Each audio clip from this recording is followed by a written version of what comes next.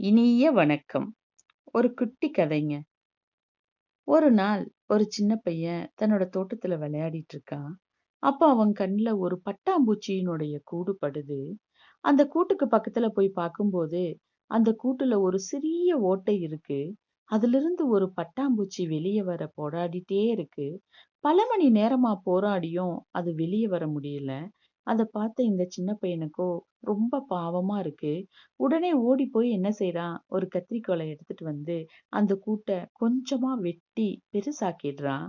பட்டாம்பூச்சி எளிமையா வெளிய வந்துருது. ஆனா, அதனுடைய இறக்கைகள் பார்த்தீங்க அப்படின்னா, பலவீனமாகவும், சுருங்கியும் இருக்குது.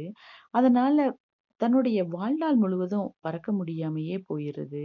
இப்படிதாங்க நம்ம வாழ்க்கையிலயும் சில கஷ்டங்கள் நம்ம தண்டிக்க வருது அப்படின்னு நம்ம நினைச்சுக்கிறோம். ஆனா, கஷ்டங்கள் வரும்போதெல்லாம் தண்டிக்க வந்தது இல்ல, நம்மள வலிமையாக்க வந்தது அப்படின்னு நம்ம நினைச்சுட்டோம் அப்படின்னா, கண்டிப்பா நமக்கு வெற்றி கிடைக்குங்க.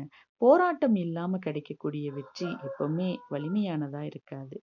இன்று நம்ம சந்திக்கக்கூடிய கஷ்டங்கள், நாளை நம்மள உயர்வான ஒரு இடத்துக்கு கொண்டு போகும் அப்படிங்கிறதுல எந்த மாற்றமும் இல்லைங்க. நம்மளுடைய வாழ்க்கையை நம்பிக்கையோடு வாழ்வோம். கண்டிப்பாக நம்ம வாழ்க்கையில வெற்றி அடைவோம். நன்றி.